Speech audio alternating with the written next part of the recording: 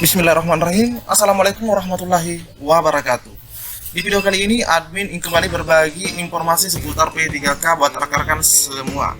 Nah, di video kali ini informasinya itu cukup menggembirakan atau sangat menggembirakan teman-teman ya, menurut admin, entahlah menurut rekan-rekan yang lagi menonton video ini. Namun sebelum lanjut, admin selalu berpesan kepada rekan-rekan semua, simak terus videonya hingga akhir. Jangan di skip agar tidak salah atau gagal dalam memahami informasi yang admin sampaikan. Namun sebelum lanjut ke informasi intinya, buat rekan-rekan semua yang baru saja menemukan channel ini, silahkan tekan tombol subscribe. Jangan lupa aktifkan lonceng notifikasinya agar rekan-rekan semua tidak ketinggalan dengan info-info terupdate setiap harinya dari channel ini. Teman-teman ya, informasinya di sini datang dari Ibu Titi, di mana di sini disampaikan bahwa tenaga teknis administrasi berpeluang ikut seleksi P3K di 2022, yang mudah-mudahan di awal 2022 ini sudah mulai digelar teman-teman ya. Bu Titi ikut ajukan 2 permintaan, jadi ada 2 permintaan dari Bu Titi, dan ini informasinya masih sangat baru sekali. Pada hari Rabu tanggal 22 September 2021 teman-teman ya, atau tepatnya di hari ini. Oke, kita cek informasinya. Menpan RB Cahyokumolo memberikan 6 kebijakan khusus bagi honorer K2 dalam seleksi P3K 2022. Nah, buat rekan-rekan semua yang mungkin masih bingung apa isi 6 kebijakan tersebut, rekan-rekan bisa cek video admin sebelumnya. Di sini admin sudah buatkan 17 jam yang lalu. 6 kebijakan baru Menpan RB, di antaranya teman-teman ya, menghilangkan tes kompetensi teknis. Nah, admin di sini cuma ingin menyampaikan secara garis besarnya saja teman-teman ya.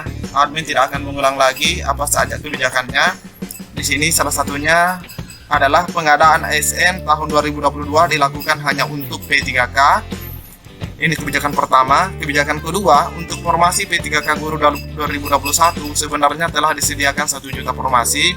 Namun di sini yang tersisa hanya yang tersedia hanya 507.000 sekian, dan sisanya insya Allah ada di tahun 2022 teman-teman ya. Dan yang ketiga, formasi Guru 2022 juga berpotensi untuk bisa dialokasikan bagi honorer K2 yang memenuhi persyaratan sebagai guru minimal S1, dengan kebijakan afirmasi yang lebih berpihak kepada guru honor K2. Nah, ini cuma garis besarnya saja yang admin akan sampaikan, karena admin tidak ingin mengulang lagi teman-teman ya. Jangan sampai rekan-rekan merasa bosan. Terus dari data yang ada, masih banyak terdapat guru honorer K2 yang berpendidikan di bawah S1. Namun di sini dikatakan bahwa mereka tidak memenuhi persyaratan sebagai guru, dan kebijakannya adalah salah satunya dengan mekanisme rekognisi pembelajaran lampau atau RPL yang bisa diselenggarakan oleh Kemendikbudristek sendiri. Dan yang kelima, data honorer K2 yang ada, selain guru, terdapat pula tenaga kesehatan. Jadi insya Allah tenaga kesehatan atau tenaga teknis di tahun 2022 pun ikut direkrut teman-teman ya. Dan yang keenam, untuk mengakomodasi penanganan sisa guru honor K2 dan tenaga teknis yang masih berpotensi untuk dapat mengikuti seleksi dan diangkat sebagai P3K tersebut, Kemenpan RB melalui Deputi SDM Aparatur telah mengusulkan tambahan jumlah formasi di tahun 2022. Ini salah satunya teman-teman ya. Jadi kalau teman-teman mengatakan tadi disebutkan ada masalah seleksi kompetensi teknis yang dihilangkan, teman-teman silahkan baca di sini detailnya, admin sudah sampaikan katakan ya. Nah, kita lanjut saja ke Ibu Titi. Namun ada sejumlah syarat yang harus dipenuhi, salah satunya ijazah dan sertifikat keahlian. Ijazah dan sertifikat keahlian. Dewan Pembina Perkumpulan Honorer K2 Indonesia atau PHK2I, Titi Purwaningsih mengungkapkan sangat bersyukur karena Menpan RB akhirnya mau memberikan kebijakan khusus bagi honorer K2. Minimal sudah ada peluang untuk dibuka formasi bagi tenaga teknis administrasi, teman-teman ya. Dia berharap kebijakan tersebut benar-benar direalisasikan dan tidak sekedar janji. Nah, ini sama dengan apa yang disampaikan oleh rekan-rekan semua yang ada di kolom komentar channel ini. Mudah-mudahan ini bukan sekedar janji. Nah, Ibu Titi pun mengatakan demikian rekan-rekannya. Semoga ada kelanjutan pembahasan agar seluruh honorer K2 diakomodir tanpa batasan instansi dan kualifikasi. Nah, ini betul juga teman-teman ya. Semuanya K2 itu diakomodir tanpa batasan instansi dan kualifikasinya. Dia pun meminta honorer K2 untuk mengawal kebijakan tersebut. Nah, silahkan rekan-rekan kawal terus kebijakannya. Ya, ada 6 kebijakan ya, silahkan dikawal terus. Semoga saja betul-betul bisa terrealisasi. Salah satunya, melakukan pendekatan dengan pemerintah daerah agar mengusulkan formasi P3K 2022 untuk tenaga teknis administrasi. Nah, ini yang diharapkan oleh Bu Titi teman-teman ya, khususnya K2.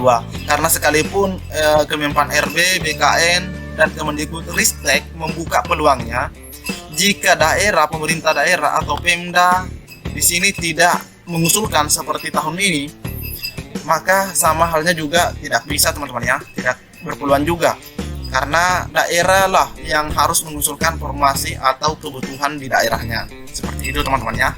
Jadi Bu Titi berharap rekan-rekan itu mengawalnya dan melakukan pendekatan dengan Pemda. Titi mengungkapkan, dalam P3K 2021 sebenarnya sudah ada beberapa daerah yang mengusulkan formasi P3K teknis lainnya, khususnya jabatan pengadaan barang dan jasa. Sayangnya, harus ada sertifikat keahlian dari Lembaga Kebijakan Pengadaan Barang atau Jasa Pemerintah atau LKPP, dan minimal ijazah harus S1. Nah, ini yang menjadi penghalang buat rekan-rekan kita ketika mereka mendaftar. Mereka harus mengupload atau memiliki sertifikat keahlian dari Lembaga Kebijakan Pengadaan Barang dan Jasa jika yang dipilih adalah formasi teknis jabatan pengadaan barang dan jasa teman-teman ya. Jadi jika memilih formasi mendaftar di jabatan pengadaan barang dan jasa, maka LKPP itu meminta peserta untuk upload sertifikatnya dan minimal ijazahnya harus S1. Jadi ini juga menjadi salah satu kendala. Semoga di tahun 2022 sudah dihilangkan. Begitu teman-teman ya. Sementara itu, menurut Titi, ada banyak honorer tenaga teknis administrasi lulusannya SMA dan diploma. Jika dipaksakan untuk kuliah, tidak memungkinkan lagi karena keterbatasan anggaran serta usia yang makin menua. Selain itu, banyak honorer K2 tidak punya sertifikat keahlian. Betul juga ini teman-teman ya. Banyak rekan-rekan kita yang tidak memiliki sertifikat. Melihat kondisi tersebut, Titi menegaskan PHK 2I akan fokus pada syarat ijazah dan sertifikat keahlian. Mereka akan mengajukan 2 permohonan tersebut agar seluruh honorer K2 tenaga teknis administrasi bisa diberikan kesempatan ikut tes. 2 hal itu yang nanti akan kami upayakan agar ada perlakuan khusus untuk honorer K2. Ya, mungkin akan diupayakan bagi rekan kita yang tidak memiliki sertifikat keahlian dan ijazahnya masih non S1 tetap bisa ikut di seleksi P3K atau ASN P3K di tahun 2022. Mungkin itu yang dimaksud oleh Ibu Titi rekan-rekannya. Jadi kembali lagi, mari kita terus bersama-sama berdoa dan mengawal kebijakan ini, semoga bisa terrealisasi dengan benar teman-teman ya. Meskipun hari ini kita masih menunggu-nunggu apakah ada tambahan afirmasi atau seperti apa dari dari pemerintah gitu teman-teman ya. Dan di sini admin juga sempat upload video di mana akhirnya perjuangan tambah afirmasi pada seleksi P3K 2021 ini sudah sampai di hadapan Menpan RB. Ini pada saat RDP teman-teman ya. Teman-teman juga bisa cek videonya. Dan mungkin cukup sampai di sini informasi atau berita kali ini yang dapat admin bagikan. Lebih dan kurangnya admin mohon maaf. Assalamualaikum warahmatullahi wabarakatuh.